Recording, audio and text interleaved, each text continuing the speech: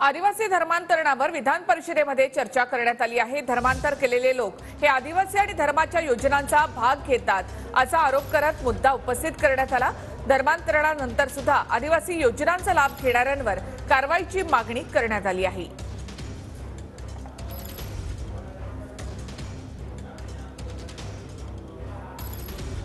आता माझा जे विषय आहे ते जे ITI मध्ये स्किल डिपार्टमेंट मध्ये जे धर्मांतरण करून प्रवेश घेतात आणि त्याशिवाय ते ओरिजिनल पण प्रवेश घेतात त्यासाठी विषय होता। मला आपसा ते माननीय पडळकर साहेबांना जे विषय मांडलेला आहे त्या विषयावर त्यांची सहमती आहे, पण ते मोठा प्रश्न आहे ते जे सोडील तर सोडतील।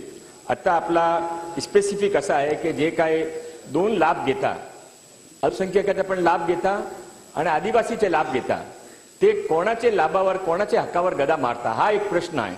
हा प्रश्न नक्की आपला ॲड्रेस केला पाहिजे।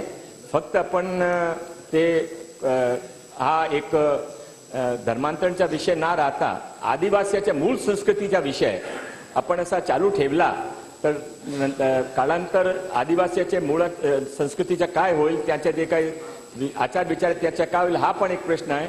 म्हणून सरकार यावर योग्य विचार करून निर्णय घेतील। आमच्याकडे जळगाव जिल्हा किंवा नांदेड जिल्ह्यामध्ये फार मोठ्या प्रमाणावर तडवी भिल्ल हे मुस्लिम समाजामध्ये पठाण म्हणून झालेले आहे, आपल्या मुस्लिम समाजात गेलेले आहे। आजही त्याच्या काही उतारावर पाहिलं तर हिंदू आहे, हिंदू तडवी भिल्ल असा लिहिला जातो आणि तो आदिवासींच्या सगळ्या सवलती घेतो जरी तो मुस्लिम असला। आता हे सगळं मुस्लिम धर्माचं पालन करत असताना ज्यावेळेस आपण असा जर निर्णय घेत असू तर मग या तडवी भिल्ल समाजाचा जो तडवी मुस्लिम झालेला आहे याच्याही सवलती बंद होण्याच्या दृष्टिकोनातनं तुम्ही करणार का? असे आपण करू शकणार नाही, कारण राज्यघटनेमध्ये तसे तरतूद आहे। सवलतीच्या संदर्भामधला जो काही योग्य निर्णय असेल तो घेतला पाहिजे। दुसरं मी मगाशी सांगितलं हे धर्मांतर बंदच झाले पाहिजे, यासाठी प्रलोभन दाखवून जबरदस्ती करून असेल तर कठोर शिक्षेची तरतूद सरकार करणार आहे का?